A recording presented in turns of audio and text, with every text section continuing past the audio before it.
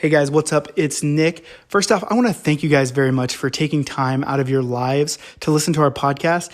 You don't know how much it means to me. I really appreciate it. I'm so grateful that you guys would do that. I've been podcasting for a number of years now, and there's some interviews that I've done that I'm really proud of and I'm really excited about, and they don't live on the internet anymore. They've been taken down, but I want to take this time to re-release a few of those. And so this is a couple of those interviews. Now, before we get started, I just want to say you should join the Beer League Players Association. It's a rad crew. We're trying to do great things. We're trying to connect the world using sport. And I think it's really important, especially in a time like this where there's so many polarizing things happening in the world, just to have a group that comes together with a like-minded goal of just being kind to each other and promoting like-minded individuals, playing sport, having fun, and being good human beings. So join the Beer League Players Association. If you like what we're doing, we'd love your support over on Patreon, patreon.com/beerleagueinc. That's Beer League Inc. We do a lot of cool things with our Patreon supporters. We do giveaways. We give away draft experience tournaments. We give away swag. We give away a lot of things. So if you like what we're doing and you want to help, please support us. We'd appreciate that immensely. Also, check out our tournaments at tournamentcompany.com. We have a lot of them coming up. The Hockey Quest, the 20,000-mile, 100-day, 10 tournament Hockey Quest is starting up here in about a month. So hopefully we'll see you at one of those events. But enjoy the interviews. This first one's with Kwame Brown. He did a documentary that tells the story of Black athletes' contributions to the sport of hockey. I hope you enjoy it. Now, I did it a few years ago. You'll hear me reference PK Subban being with the Montreal Canadiens at the time. So it's about 4 years old, 5 years old maybe. So check it out. I hope you enjoy it. Go check out the documentary Soul on Ice by Kwame Brown. You'll enjoy it. It's really good. Here we go. Hello, everybody. This is Nick. How's everyone doing out there today? Today we have a very, very special guest. We have Kwame on. Kwame is the writer, the producer of Soul on Ice, Past, Present, and Future, which is a movie, a documentary, and it pretty much presents and retells all the work and the contributions that Black athletes have had on hockey. So I'm very excited to have Kwame in with us. Kwame, how you doing today? I'm good, Nick, man. Thanks for having me here, bro. Oh, no problem. We just love talking about hockey, and your project is pretty special in the fact that it's different, and it kind of reaches out and touches parts of hockey that honestly aren't really talked about.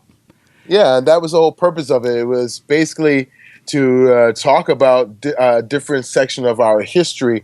As Canadians, hockey is our bread and butter. That's our national sport. And we're a very multicultural country. Mm-hmm. The only thing about that is, the history of Black athletes in hockey is one thing that is hardly spoken of and hardly has been spoken of. And I thought it was my duty as a Black Canadian citizen to at least shed that light. And, I've always wanted to do film and television. And as my first film project, I thought I would take this subject on, to bring some light to our country's vast history.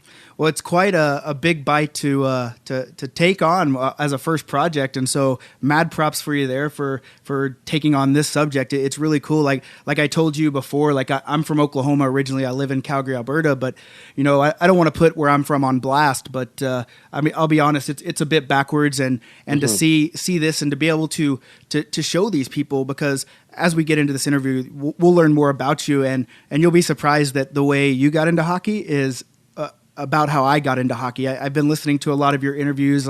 I was just watching the Dr. Vibe show from a couple years ago and listening to that. So before we get started on the documentary, why don't you tell us a little bit about yourself and maybe how you got into the sport, why you chose hockey, and all that good stuff. Well, I was born and raised here in Toronto, Ontario, Canada. My first generation South American. My parents came here in the late 60s, had myself and my brother. And, the neighborhood that I grew up in East York, it was a very small group of kids that, up and down the streets. And back then, you could have yourself a nice little road hockey game without cars distracting you. And so there was always a hockey game that you could play which was awesome. It Hmm. was just a way to interact with your surroundings. And one of the biggest things we did was play road hockey, and you could find a game almost every day. So that was my first introduction to the game. Besides, Probably cut off on my end, but it's all right. We can pick up from where we left. We were just talking about. I heard about a bit about road hockey and kind of how yeah, that there was a game like that going on all the time. yeah, okay, yeah. So in my neighborhood, there was always a road hockey game, and we had a really tight knit little community of kids, and we'd always get out there and play. And that was really my first introduction to hockey. But it was also my first introduction to role models and diversity, and the best example, which I speak about in the film, is one day being out there playing. As a kid, when you're out there playing, you set up your teams, and then one of the first things you do is you pick your favorite player that you're going to be. And this Hmm. one kid, one time my favorite player when I was growing up was Guy Lafleur. And I remember this one kid said, "I can't be Guy Lafleur because he's white." And I remember how much that stuck with me, because I didn't know who I could be. I didn't know about Mike Marsden. I didn't know about Willie O'Ree. I didn't know about Tony McKegney and all these different guys that were playing in the NHL. And so it kind of put a little distance between myself and the game, because I couldn't relate to it. Fast forward, I played 2 years in the Arrows House League, and I wasn't really, I loved the game, but I never really understood the game, and there was nobody there that encouraged or taught me it. So, I just stuck with soccer, and then going into junior high school, a lot of my friends were black, and hip hop and rap music Hmm. started, and so we just kind of, I just kind of did what my friends did, and none of them really played or watched hockey. So I kind of fell into that world, with hockey being like a guilty pleasure. Yeah. And then, and then fast forward to adult life, I was a radio announcer for 13 years. And in 2005, I moved out to Edmonton, Alberta, Canada, and I worked at a radio station there. And one of the things I did at that radio station is I had a show every Wednesday night for 1 hour with Georges Larac. Oh wow. And yeah, it was really cool. So I got to know him very well, and I started hanging out with a lot of the Edmonton Oilers, because if you know Edmonton, Edmonton's a very hockey. It's a huge hockey town. Yeah, we're out of Calgary, so we don't like the Oilers, but Yeah, you know, yes, you know what I'm talking about. yeah, and Oklahoma City had the Barons was their AHL affiliate for a while, and That's right. when I became a hockey fan, I became a Flames fan because my wife's from Calgary, and then as soon as I went back after the first Christmas here, the Oilers came to town. I'm like, well, who do I cheer for? But yeah, it's definitely very very hockey mad. So, and it's funny you mentioned Mr. Larocque there, because that's how I found out about your documentary. Is he started following Beer League Talk on Twitter, and I Oh, started nice. looking, and then he tweeted about that, and I heard about it. So it's kind of cool how everything's connected in the hockey world at some point. So yeah, and so continue. So you were in Edmonton with doing the hour show, and then am I wrong hearing that you were in Calgary for a little bit too? Yeah, but actually, growing up in Toronto, you can't really, tickets to go to a Maple Leafs game is really expensive. Yeah. So, when I moved out to Calgary, that was like around 2001, 2002. My first NHL game was in Calgary. Oh wow. And yeah, and I remember around that time I started getting back into hockey, Hmm. following it a lot more closer. And I remember watching Jerome McGill, and I was like, oh my God, that guy's really good. Yeah. And he's a black guy. And it started following it even more and more and more. And then, like I said, going into Edmonton, working a radio station there, started hanging out with George, started hanging out with Rafi Torres and Jared Stoll, and Hmm. those guys kind of brought me in the mix, and I'd always be at the games. And like the one of the first things I thought about was, man, I wish more black athletes were playing this game, Yeah. because I just felt the physicality, the speed, the skill was right down black athletes' alley, and I was just like, why? This is 2005, 2006, 2007. Why are we still not in, breaking into this league? So I went home and got on the computer, started, doing some of my own research, and what blew me away was when I found out about the Colored Hockey League of Nova Scotia, which was happening around the late 1800s. And when I read about that, it made me think, well, I'm in my late 30s at that time, and I'm only now finding out about this league of all black athletes in Canada. And if I don't know this, how many Canadians don't know Mm-hmm. this? So I would just print out some articles, put it off to the side, and I said to myself, one day I'm going to try and maybe do something, in film that has to do with the history of black athletes in hockey. So I started learning about the Colored Hockey League. I learned about, Willie O'Ree, and learned more about Herb Carnegie. And over the years, I started getting all this, lot more information. And then, finally in around 2011, 2012, I said, if I'm ever going to, um, you know, um, pursue my dream of making a film, I've got to do this now. Yeah. And I thought, okay, well, what will be the first thing I do? And I was like, well, here's a subject that I love, and it's pretty attainable, and it's not something anybody else has done. So everybody likes something original. So I said, you know what? Let me go for it. And then, the first interview I did was with Herbert H. Carnegie. He was like 92 years old. And when I finished that interview with him, a week and a half later, he passed away. So I knew it was my destiny to do this film. That's actually giving me goosebumps, like that, how things fit into place. And it's funny, you said you grew up in Toronto, which is a hockey mad market, and you didn't really get back into hockey until you came out to Edmonton, Calgary, and you saw Jerome McGinley. And I heard somewhere on another interview you mentioned that basketball actually made you switch to hockey. And I don't remember why you said that, but it's funny. Like, and I'm sitting here, and the way I got into hockey, like I'm from Oklahoma, it's baseball and college football and all that good stuff. But I came up to Calgary and saw my first NHL game. It was a Battle of Alberta, Edmonton and Calgary on New Year's Eve. And 2 days later, I had nothing to do, so I went to practice, and out comes walking Jerome McGinley, and I'm the only guy there. And he just has a chat with me. He made fun of my accent, said I sounded funny. And as a matter of fact, the next year he remembered me. Hey, you're the guy from Oklahoma. But at the time in Oklahoma, we had the Hornets. They were displaced from the hurricane from New Orleans. And these guys were walking across the street to get away from people asking for autographs. And here I am with the captain of the Calgary Flames. And so it's funny to me that Ginla and Calgary and basketball got you into hockey. It's also what got me into hockey in a way. So I just thought that was really funny listening to that. So more on the on the documentary here, just so everyone knows, it's called Soul on Ice: Past, Present, and Future. And like I said, it's all about the contributions of the black athletes in hockey, and you can find it at soulonicemovie.com. Before we delve into it, like, when is it released? I saw it was at a Edmonton Film Festival here early this month. When will we all get to see it?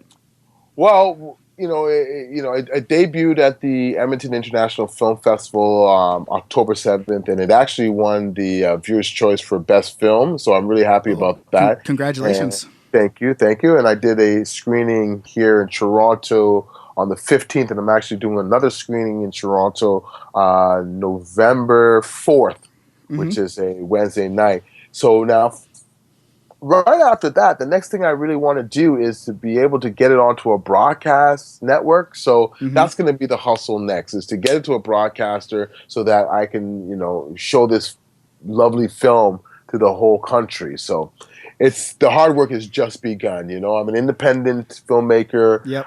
My first foray, and I'm just learning as I go. And I think I have something that, a TSN or a Rogers Sportsnet would be very interested in. Right now is just trying to get my business hat on and, get my ducks in order and presenting it to them. And hopefully they'll pick it up so that our nation can see it. Yeah, well, it's definitely cool. I mean, as a guy that works in hockey full time myself as well, to see the passion of hockey and like you said, it's almost not a traditional a black person in hockey. It's almost like, an Oklahoman in hockey. How does that happen? But you kind of told us how you went through hockey, but, can this argument kind of be made, through all other sports, and not only hockey, about how the history of black athletes has went in every sport, and now it's hockey's time. Because doing all my research, like I'm seeing that even kids, like there's more black kids in hockey all over the United States and Canada than there ever has been. And what do you contribute that to? Um, I would say financially, we have a better structure in the household than black families did in, say, the 80s and 70s. A lot of those families in the 80s and 70s, especially in Canada, they were very focused on education, getting that job, and just making a way for themselves. So a lot of them really didn't focus on putting their money towards their kids' extracurricular, especially in a sport like hockey, which was very expensive, which was a sport where there was not many other blacks in there. And, hockey is a very strategic world to maneuver in. So you've got to have that knowledge on, ice time and, how do I talk to the coach about getting my kid, more playing time, and all these little factors that a lot of blacks, I feel, did not know.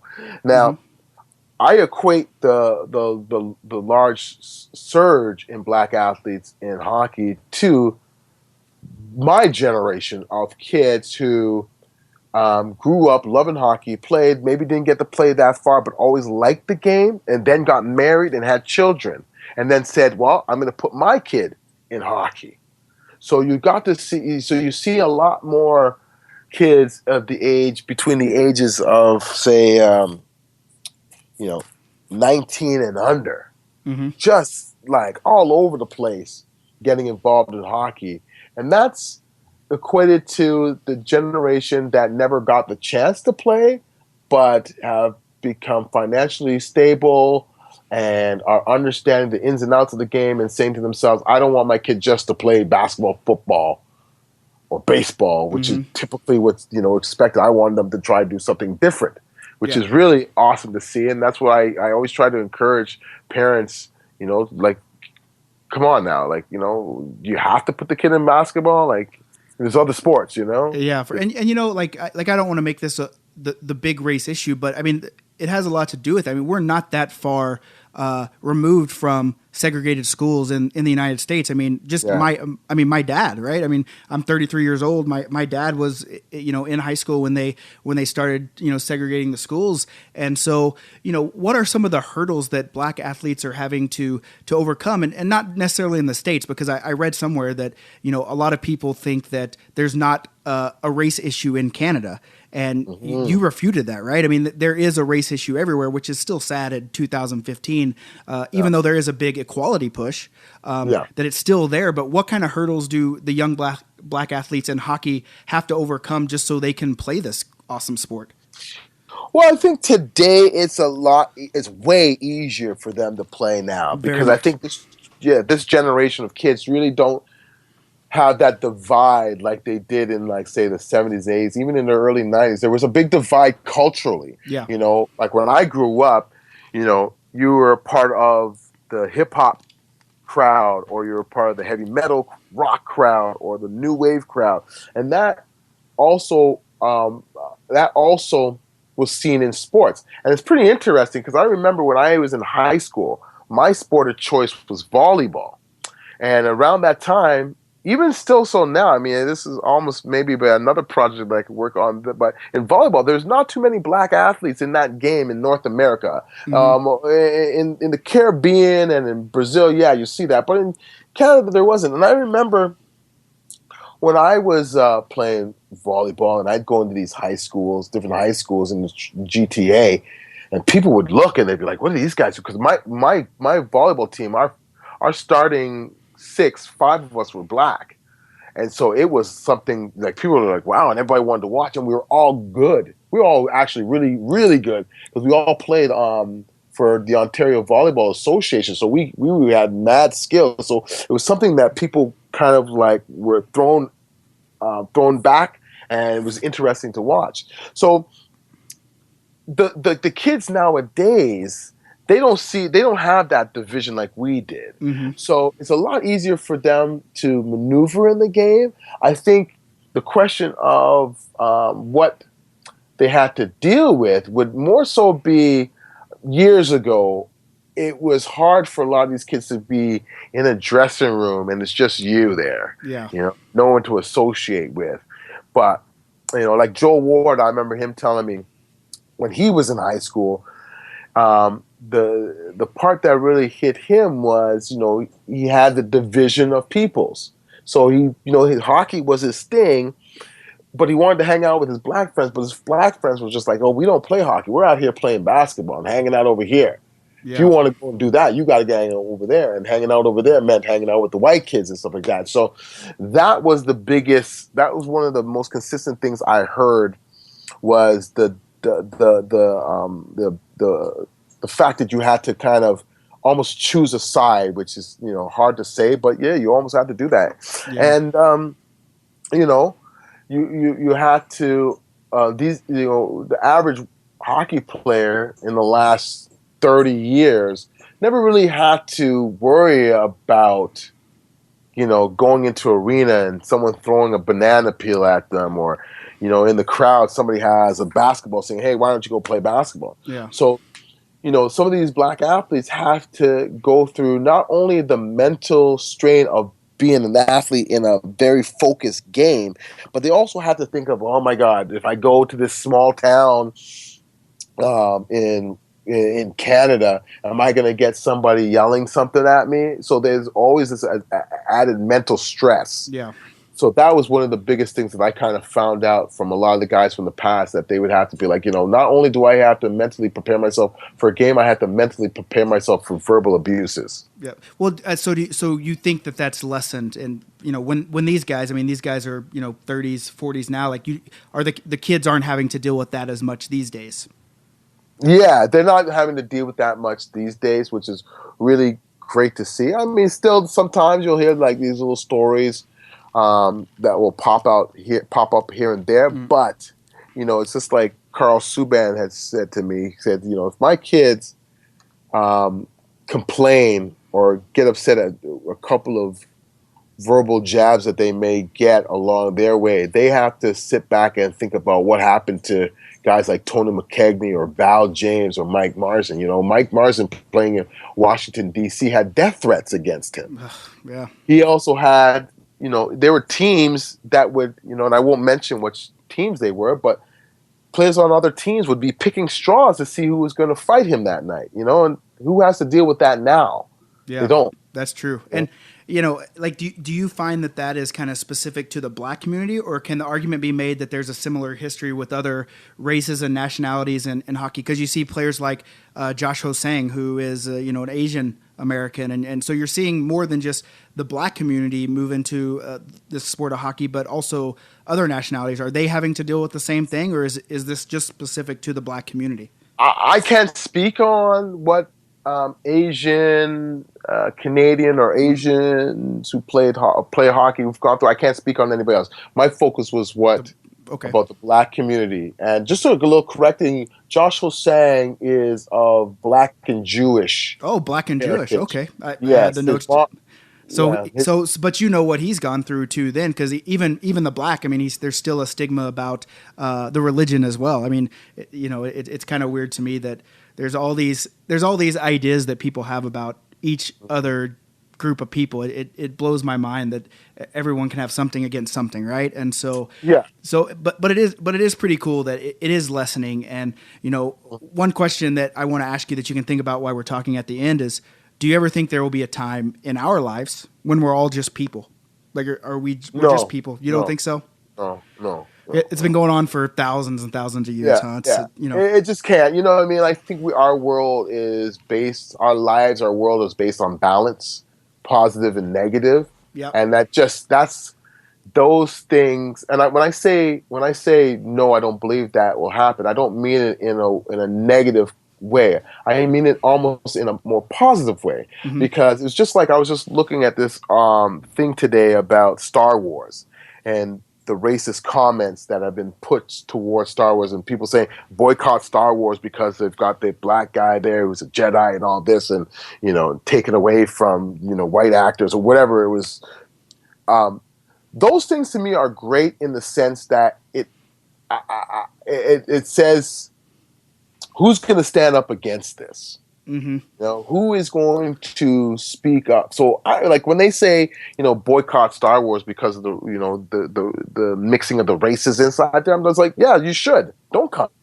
I don't want you there. I don't want you. You should not be there. You know what I mean? Exactly. It's not for you. If that's your mindset, go somewhere else. So, will we just be people? I don't think so, and I don't think that's a bad thing because it makes us stronger. So when Mike Mars and Val James, like, I mean, in my film, I have a piece of footage from CBS, and Val James, they were doing a story on him, and in the arena, all you hear is people yelling "spook, spook, spook." They got a guy in the stage with a watermelon, and you got guys yelling racial slurs. This is all on camera, and I have this, and I put it in the film. If a guy like that said, "I can't handle this anymore, and I'm going to stop," if all the black athletes back then succumbed to the taunts and the bigotry that they went through, you might not have seen a Wayne Simmons or a PK Subban Mm-hmm. or a Joel Ward or Trevor Daley. So it's all about perseverance through adversity. So, we need these negative things to happen for us to show how strong we are. So for those who want to waste their time with the racial bigotry and all that, all you're going to do is just make our society much stronger. So Yeah, for sure. And I think back when I was a little kid, my mom always used to say, "Bad things happen, so you'll know how good the good things are." So, exactly. so maybe that's kind of I guess that's a great way to look at life, right? Because there's always going to be ignorant people, and there's always Yeah. going to be some form of strife. Because if everything was easy, then really would it be worth doing? Yeah, Probably exactly. not, right? So yeah. So well, more on the documentary. Let's ask a few questions just so I can kind of get some insight and pick your brain a little bit. What was the Mhm. most rewarding moment in putting this whole film together? Uh, I would say being at the Edmonton Film Festival and watching it with the audience for the first time. I think that was really special for me because I got the idea when I was living in Edmonton.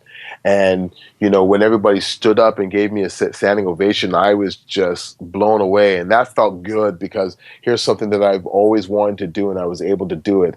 And then on a smaller note, when Don Cherry's son reached out to me and said Don would like to be in the film, and I was able to go and shoot some stuff with Don and be able to edit it and put it in there, and just to say that Don Cherry's in my film, that was kind of cool too because he's a staple of Oh, hockey. for sure. You didn't wear one of his suits like PK did on that commercial recently, did you? No, no, no.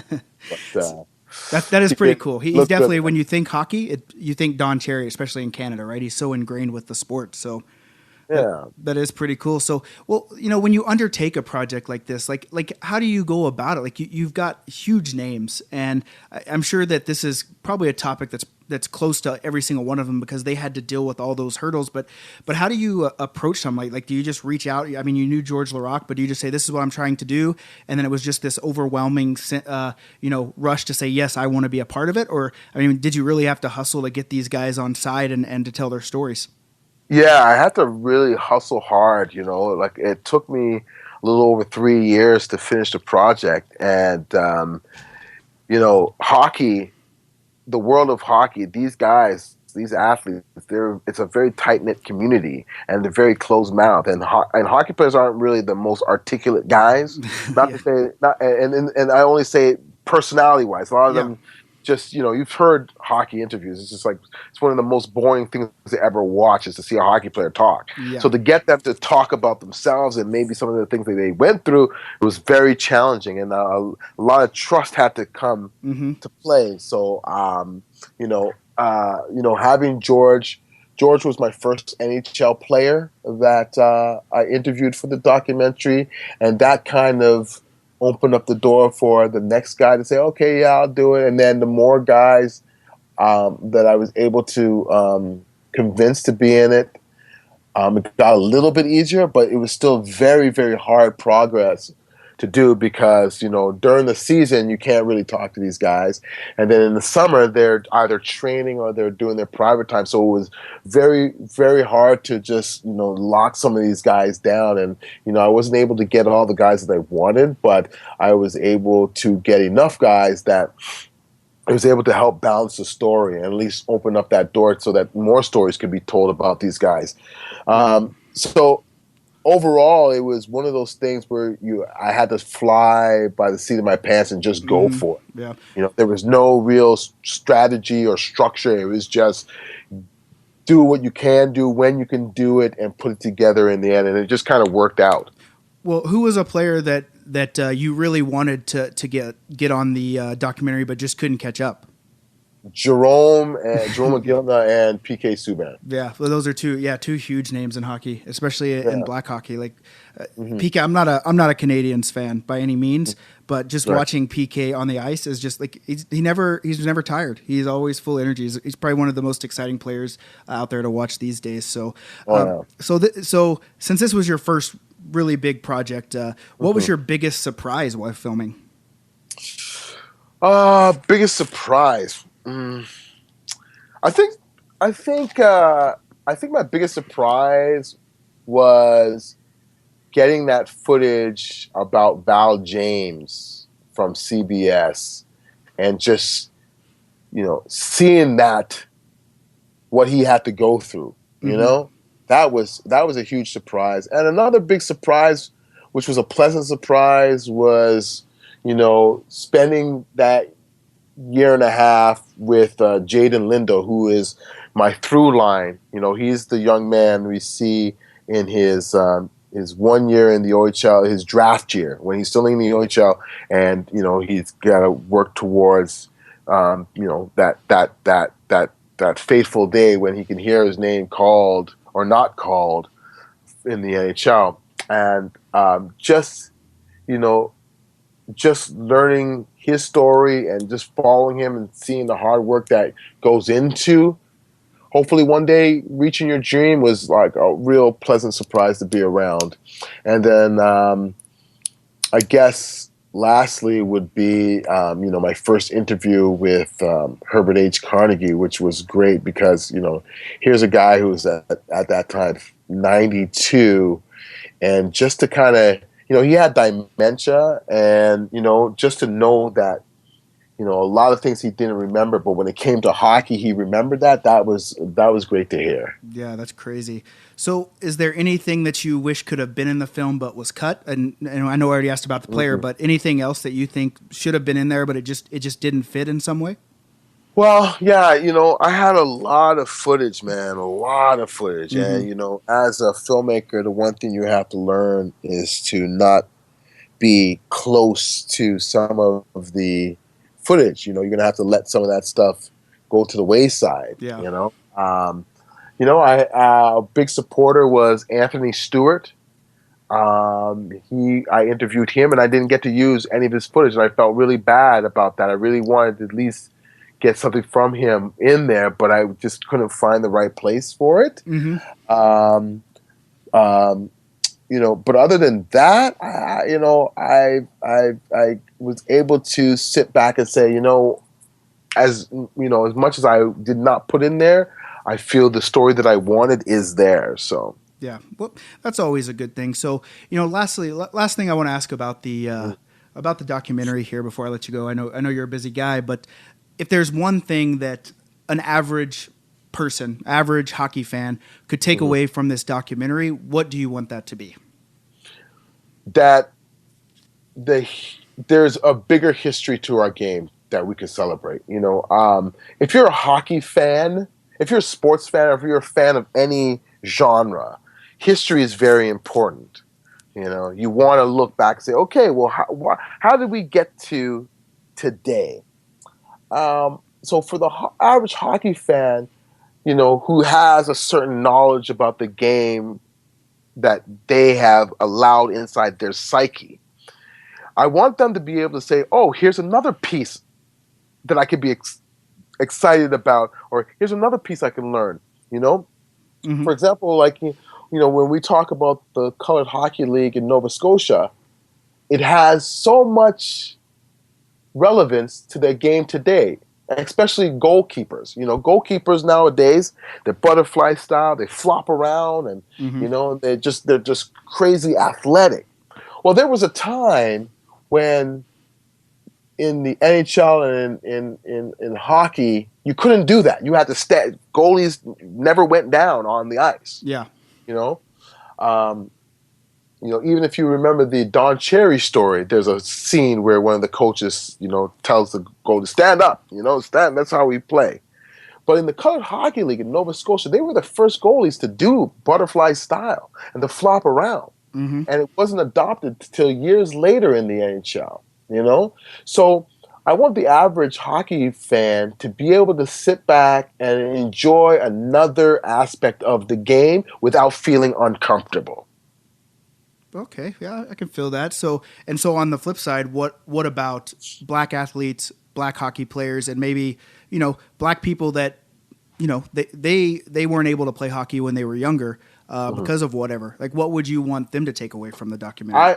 I want them to take away a sense of pride and a sense of, oh man, that's what I was thinking. That's what I was feeling. Because that's what I've gotten a lot. When I did the Toronto screening, there was a lot of guys who came up to me and was just like, man, I could totally relate to that story of you wanting to be Guy Lafleur, and they saying you can't be Guy Lafleur because he's white, because I went through that. And there's a lot of what I really want the black audience to take away is like, yo, don't just stop putting yourself in a little box, And we as a society should not put ourselves in a box. If you're a white person that loves hip hop music, you should be able to say, I love hip hop music. Mm-hmm.